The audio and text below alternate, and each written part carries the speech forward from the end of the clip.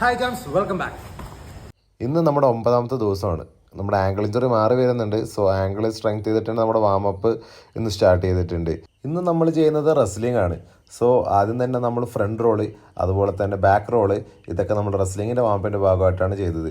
നിങ്ങൾ എന്താണ് ഇവന് ഇങ്ങനെ തലകുത്തി മറടേന്ന് നടന്ന് ആലോചിക്കേണ്ട. ഫ്രണ്ട് റോളും ബാക്ക് റോളും ചെയ്തതിന് ശേഷം നമ്മൾ നേരെ ചെയ്തത് ഹീൽ ഓവർ ടോസ് ആണ്. അതിനുശേഷം നമ്മൾ ചെയ്തത് ഷൂട്ടും.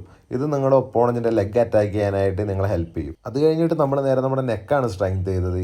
ബോക്സിംഗ് ലെജൻഡ് ആയിട്ടുള്ള മൈക്ക് ടൈസൺ അദ്ദേഹം ഇത് റെഗുലറായിട്ട് ചെയ്യുമായിരുന്നു. അദ്ദേഹത്തിന് എത്ര പഞ്ച് ചെയ്യുകയാണെങ്കിലും ഈസി ആയിട്ട് ഹാൻഡിൽ ചെയ്യാൻ വേണ്ടിയിട്ടാണ് അദ്ദേഹം അത് ചെയ്തത്.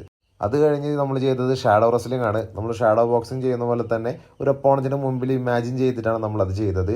അത് കഴിഞ്ഞിട്ട് നമ്മളൊരു പാർട്ണർ ഡ്രില്ലാണ് ചെയ്തത്. സോ ഇപ്പോൾ നമ്മളിവിടെ ചെയ്യുന്നത് ഗാർഡ് പാസ് ആണ്. ഗാർഡ് പാസ് ഒപ്പോണൻറ്റ് നമ്മളെ ഗ്രാബ് ചെയ്യുമ്പോൾ ആ കൈ തട്ടി മാറ്റി ഒപ്പോണൻറ്റിൻ്റെ ബാക്ക് ക്യാച്ച് ചെയ്യുന്നതാണ്.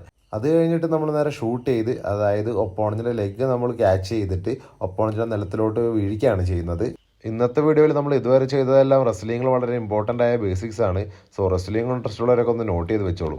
ലാസ്റ്റ് ടെക്നിക്കായിട്ട് നമ്മൾ ചെയ്തൊരു ത്രോ ആണ്. ഒപ്പോണൻറ്റിനെ മുന്നോട്ട് വലിച്ച് ലെഗും ബോഡിയും കൺട്രോൾ ചെയ്ത് നിലത്ത് പിടിക്കുന്ന ഒരു ടെക്നിക്കാണിത്. അതും കഴിഞ്ഞ് നല്ല വെടിപ്പായിട്ട് സ്ട്രെച്ചും ചെയ്ത് നമ്മൾ ഇന്നത്തെ വർക്കൗട്ട് നമ്മൾ ഫിനിഷ് ചെയ്തിട്ടുണ്ട്. സ്ട്രെച്ച് ചെയ്യാൻ വേണ്ടിയുള്ള ഒരു ഇഞ്ചുറി ആയിരുന്ന ഫ്രണ്ട്സിൻ്റെ അടുത്ത് ചോദിച്ചു കഴിഞ്ഞാൽ അതിൻ്റെ ഇമ്പോർട്ടൻസ് വളരെ വെടിപ്പായിട്ട് ഇത് പറഞ്ഞുതരും. അപ്പോൾ thank you chance for support. അടുത്ത വീഡിയോയിൽ കാണാം. ബൈ.